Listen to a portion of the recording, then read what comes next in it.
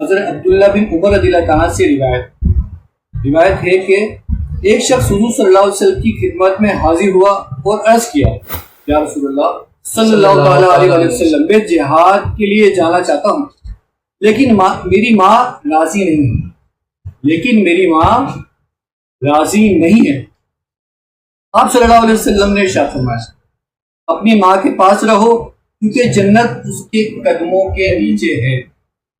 کیا کہا؟ جنت کے قدموں کے نیچے ہے. اور آج ہمارا دوست بلاتا ہے تم چلے جاتے ہیں. اس ماں کے قدموں کے نیچے نا جنت ہے.